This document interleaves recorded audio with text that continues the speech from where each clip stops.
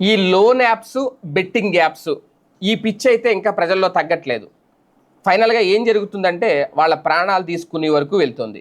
దీన్ని అరికట్టే ప్రయత్నం ఒక పక్క పోలీసులు చాలా సీరియస్గానే చేస్తున్నారు. అయినా సరే ఒక రకంగా వీళ్ళని సైబర్ నేరగాళ్ళు అనడానికి కూడా లేదు, వీళ్ళు డైరెక్ట్గా నేరగాళ్లే, ఆర్థిక నేరగాళ్ళు ఒక రకంగా వీళ్ళు చెప్పాలి అంటే. ఆర్థికంగా ప్రజల నుంచి డబ్బులు దోచేసి చివరికి వాళ్ళని మానసికంగా హింసించి ఒత్తిడి తెచ్చి వాళ్ళే బలవన్మరణం చెందేలాగా ఈ లోన్ యాప్లు ప్రవర్తిస్తున్నాయి.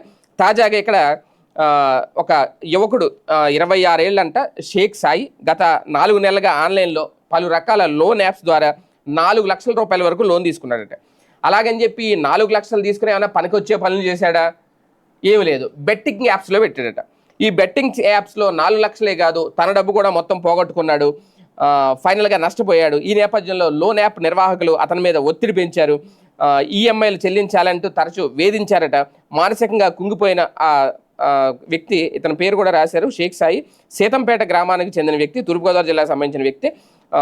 అల్లూరు జిల్లా ఎటపాక మండలం కన్నాయిగూడెం పంచాయతీలో సీతంపేట గ్రామం ఉంది. అక్కడ ఇతను చివరికి ఈ నెల 5వ తేదీన వాళ్ళు పెట్టే టార్చర్ తట్టుకోలేక పురుగుల మందు తాగి చనిపోయాడు. కుటుంబ సభ్యులు భద్రాచలంలో ప్రైవేట్ ఆసుపత్రి తరలించి మెరుగైన వైద్య కోసం తరలించారు. ఖమ్మం చికిత్స పొందుతూ శనివారం మృతి చెందాడు. అయితే సాయి జనసేన పార్టీలో చురుగ్గా పనిచేస్తున్నాడట. సాయి మృతిపై తల్లి షేక్ ఇందిర ఫిర్యాదుతో కేసు కూడా నమోదు చేశారు. అది వాస్తవానికి ఈ మధ్యకాలంలో కొంచెం తగ్గినాయి అనుకున్నాం. ఈ లోన్ యాప్స్ అరాచకాలు అప్పుడు చాలా బీభత్సంగా ఉండే.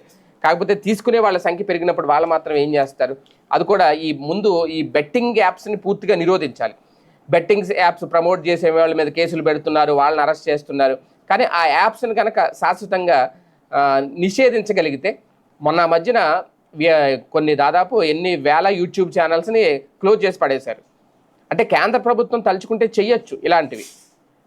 కానీ ఈ యాప్స్ అనేవే లేకపోతే, ఈ బెట్టింగ్ యాప్స్నే కంప్లీట్గా తీసేస్తే ఎవరు వాటికి బానిసలు అవ్వరు కదా. కానీ ఎక్కడ ఏం జరుగుతుంది, ఏ రాజకీయం జరుగుతుందో, ఏం కుట్ర జరుగుతుందో అర్థం కావట్లేదు. ఫైనల్గా ఇలాంటి అమాయకులు బలైపోతున్నారు.